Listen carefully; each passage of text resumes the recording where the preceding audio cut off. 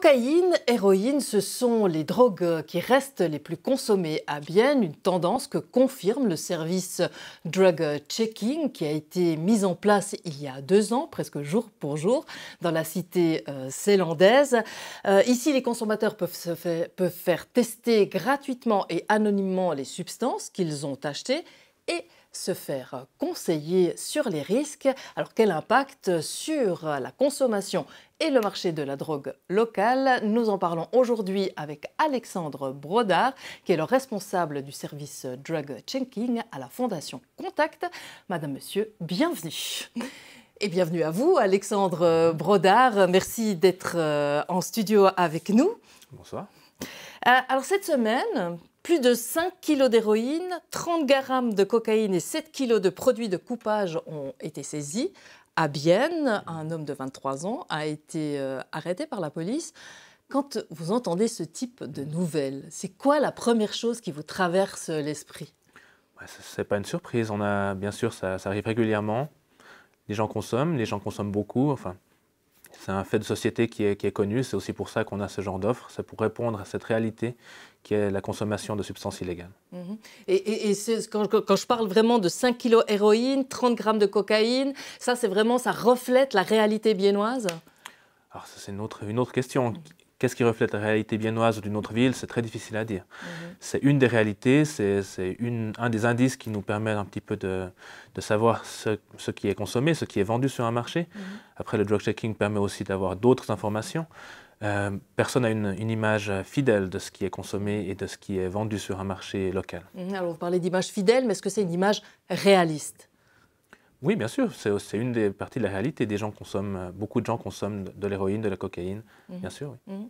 On a l'impression que c'est un peu la consommation classique, cocaïne, héroïne, ici, à Bienne. Est-ce que ça a changé un peu au cours des années? Alors comme partout, il y a quand même un changement très important au niveau des consommateurs. On a des nouveaux types de consommateurs, des gens peut-être plus jeunes, qui consomment différemment d'autres substances. Donc c'est assez clairement, l'héroïne n'est pas une substance qui est à la mode, pour le dire comme ça. C'est une substance qu'on consomme un peu moins volontiers. La cocaïne reste une substance très volontiers consommée dans différents cercles. Il y a ce cliché de la cocaïne qui est consommée dans certains milieux professionnels. Il est en partie vrai. Donc la cocaïne reste dans le haut du panier des substances qui... Mais également chez les jeunes, vraiment très jeunes? Oui, la cocaïne touche vraiment toutes les couches de la population. Oui. Alors ce service Drug Checking, il existait déjà à Berne depuis 2014. Il a été introduit il y a 2 ans maintenant à Bienne et il a été complété en 2021 par la substance qu'est le cannabis. Vous tirez quel bilan après ces 2 ans d'activité? Un bilan positif. Alors on atteint un public qui est varié. Après, on a toujours un besoin de faire connaître l'offre. Le public biennois a moins l'habitude de venir tester dans le drug checking que le public bernois, parce que l'offre existe depuis bien plus longtemps. Donc on a un bilan qui est positif, mais il y a une nécessité encore de faire connaître l'offre, que les gens y aient accès, que d'autres personnes y aient accès aussi. Donc on n'a peut-être pas exactement le même public que sur Berne. Voilà. Alors ça, c'est paradoxal de parler de bilan positif quand on parle de drogue ou de consommation de drogue. C'est un peu paradoxal parce qu'on se dit que plus les gens viennent, plus ça veut dire qu'il y a de la consommation. Oui et non. Le fait que les gens viennent n'est pas un signe qu'il y a plus de consommation. Le fait que les gens ne viennent pas ne serait pas non plus un signe qu'il n'y a pas de consommation. Donc notre intérêt, c'est d'atteindre les gens qui consomment de toute façon, et de les informer, de les conseiller, de prévenir certains risques liés à leur consommation, de les avertir de certains risques, de leur donner des informations sur ce qu'ils consomment, ce qu'ils ont acheté. Et sans cette offre, les personnes qui consomment des substances illégales n'ont pas cette possibilité parce que c'est un marché illégal, un marché qui n'est pas contrôlé, la qualité n'est pas contrôlée comme celle de l'alcool l'est, comme celle du tabac l'est. Alors, vous dites la Fondation Contact et ce service Drug Checking que c'est pour les consommateurs récréatifs, en fait. Qu'est-ce qu'on met derrière ce thème, en fait, ceux qui consomment de manière récréative? Alors, ce n'est pas un terme que j'utilise volontiers, ce n'est pas un terme que j'apprécie, je trouve qu'il induit un peu en erreur. Le service qu'on propose aux personnes qui consomment touche vraiment différents types de consommateurs avec différentes motivations derrière. Il y a des gens qui sont addicts, il y a des gens qui consomment tous les jours, mais il y a aussi beaucoup de gens qui consomment 1 fois par année, quelques fois dans l'année. Il y a des gens qui font une expérience après des années, donc il y a des gens qui ont 60 ans peut-être, qui viennent chez nous et qui vont consommer pour la première fois qui aimeraient savoir ce qu'ils ont acheté. Donc on a vraiment une variété de situations. Alors une variété de situations, une variété de profils, visiblement. Mais alors comment ça se passe concrètement? J'ai acheté ma substance, que ce soit sur Internet ou que ce soit auprès de mon dealer préféré. Qu'est-ce qui se passe pour moi?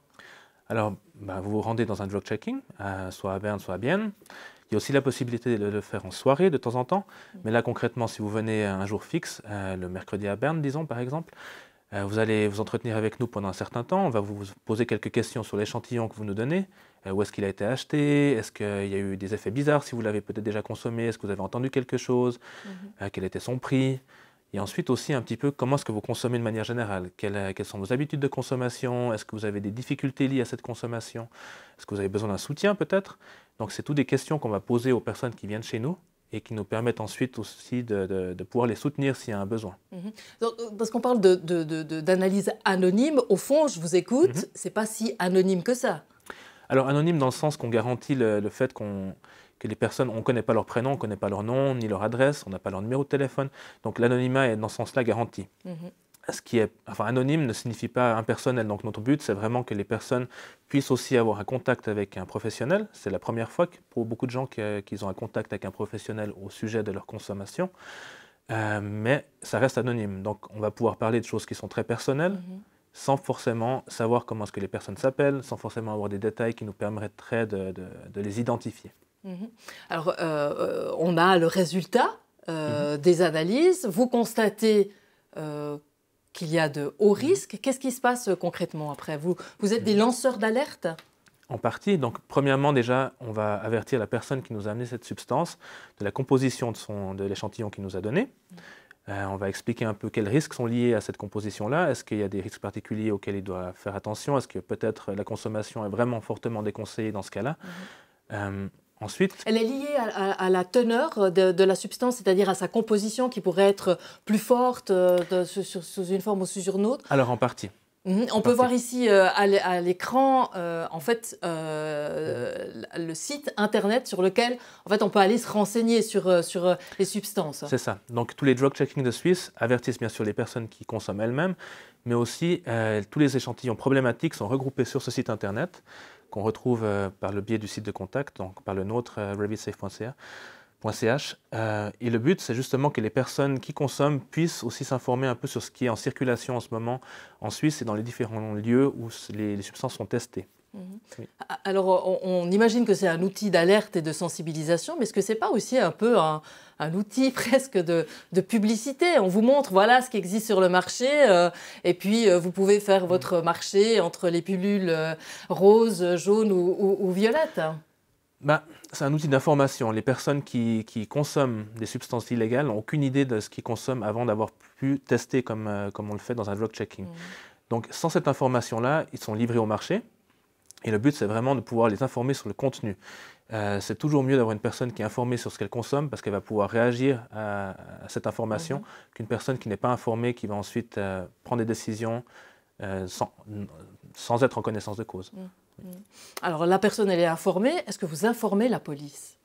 Non, on n'informe pas la police, mais la police a accès à ce site. Donc, la police est aussi informée des activités des drug checking. Ils savent très bien que les drug checking existent. Ça fait partie de la politique des 4 piliers en matière d'addiction de la Suisse.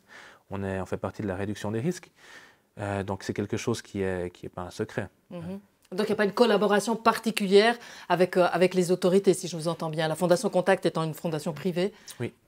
Non, il n'y a pas de collaboration particulière sur des analyses particulières. Bien sûr, après, quand on a eu la question des cannabinoïdes de synthèse qui nous a conduit à ouvrir une offre pour le cannabis, là, on a aussi eu des discussions avec différents acteurs du système. On a pu justement prendre contact avec la police pour savoir s'ils avaient connaissance un petit peu de ces faits-là, s'ils en voyaient souvent. Donc, dans ce cadre-là, dans des cas exceptionnels, il peut y avoir des contacts qui sont pris, un peu aussi dans une question de santé, dans une idée de santé publique toujours. Est-ce que ça permet, ce drug checking, ces analyses et ce contact avec les personnes, de déceler, on va dire, la limite de ceux qui, consomment, c'est pas trop grave, mais qui pourraient basculer justement dans une situation beaucoup plus compliquée, beaucoup plus dure? Oui, bien sûr, mais ça dépend toujours de jusqu'où la personne est prête à aller. Donc on ne pourra jamais pousser quelqu'un plus loin que la limite jusqu'à laquelle elle est prête à aller. C'est quelque chose qui est justement, comme on l'a déjà dit précédemment, anonyme, mais aussi qui demande que les personnes viennent volontairement. Donc ça nous permet aussi justement d'avoir une idée, de nous faire une idée de qu'est-ce que la personne consomme, comment est-ce qu'elle consomme, est-ce que c'est problématique ou pas. Après, une fois qu'on a cette idée, on peut, en tant que professionnel, donner certains messages, poser certaines questions, proposer certaines offres, et la personne va les prendre ou ne va pas les prendre. Et c'est la liberté que les consommateurs ont toujours. Alors, ils ont la liberté de venir vous voir quand et où à Bienne? Alors, à Bienne, on est à la rue Alfred Epi.